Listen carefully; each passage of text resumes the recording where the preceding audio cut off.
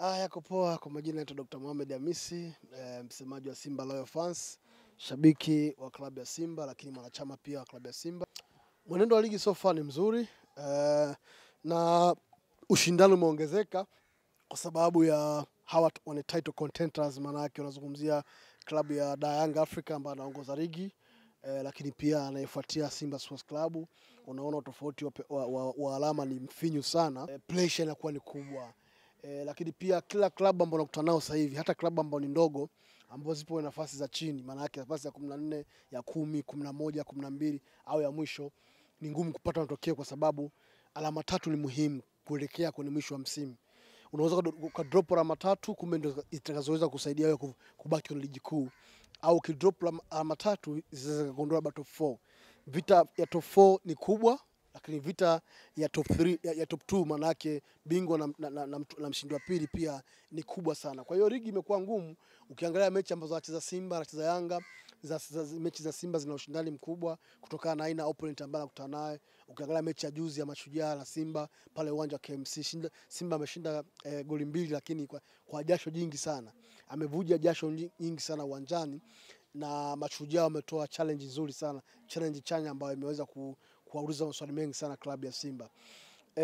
Mechi iliyofuata Simba na JKT Tanzania kwenye uwanja wa Meja Jenerali Samuyo, Dr. Mohamed Hamisi nilikuwepo. Uliangalia intense ya mchezo ilivyokuwa. Wachezaji wa JKT Tanzania walikuja kupambana uwanjani, walicheza vizuri. Unaona jinsi ambavyo walikuwa na place Simba, hawairuhusu Simba kucheza mpira ambao wameuzoea. Ile relaxation football ya klabu ya Simba ulikuwa huwezi kuiona. Maana yake hii inakupa alama kwamba hii ndio ligi inakwenda mwishoni, kwamba kila mtu anataka alama.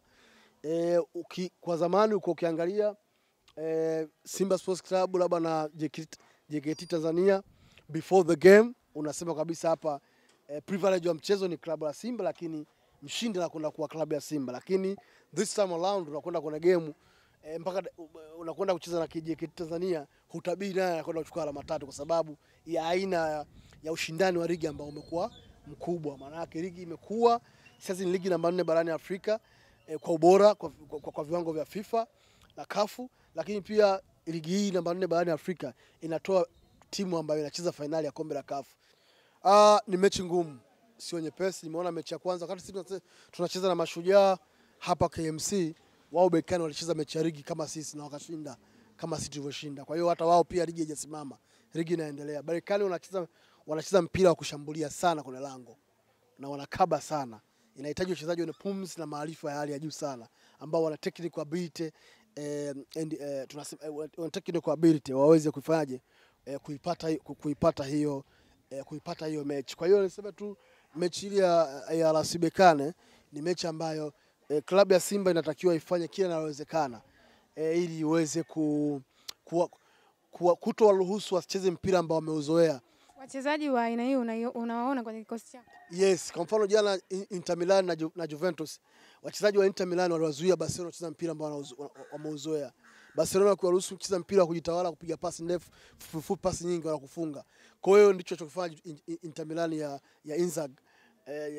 Inzaghi ikapata matokeo dhidi ya Barcelona. Vivyo hivyo kwa Simba, anatakiwa asiwaruhusu RS Berkane kucheza mpira ule ambao wao wameuzoea, normal open play football ambao always huwa wanaucheza, ndio wana entertain hiyo football yao wanapokuwa kwenye ardhi yao ya nyumbani.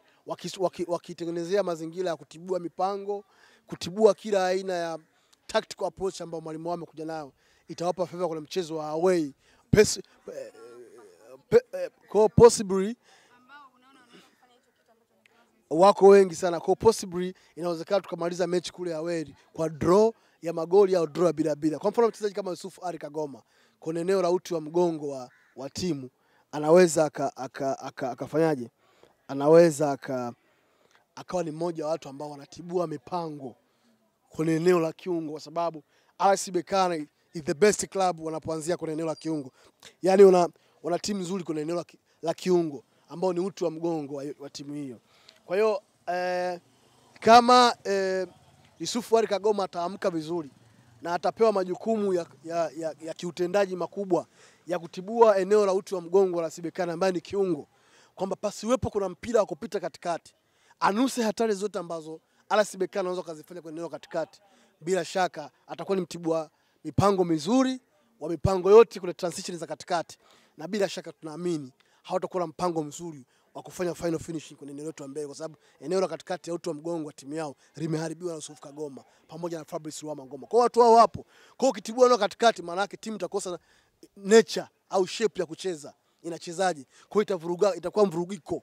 Kwa maana yake tutakuwa tumewawini kwenye mchezo wa siku hiyo in tactical approach. Lakini pia Elie Mpanzu Kibisawala kuwakimbiza mabeki muda wote, iwe ni beki wa kushoto au wa kulia, kuwachosha na kuwafanya wasiende mbele wakati timu yao ikiwa kwenye offense, maana yake with ball in possession, maana yake utapunguza idadi ya watu wengi ambao watakuwa engaged kwenye eneo la ushambuliaji la klabu ya Simba. Kwa hiyo itakuwa ni faida kwa klabu ya Simba.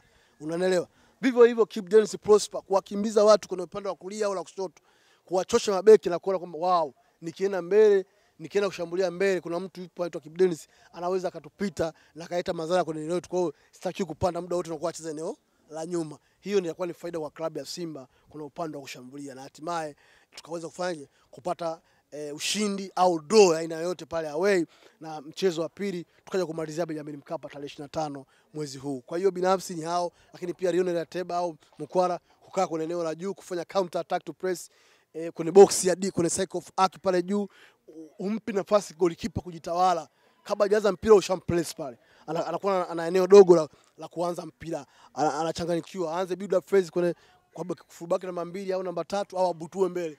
Hiyo nao ni faida. Kwa watu wao sisi tunao wa kutubua mipango ambao wanaweza kutupa matokeo kwenye mechi ya away, na hatimaye tukarudi hapa tarehe 18 kifua mbele, na tarehe 25 tukaenda kumnyosha na kuchukua ubingwa kabisa wa Afrika.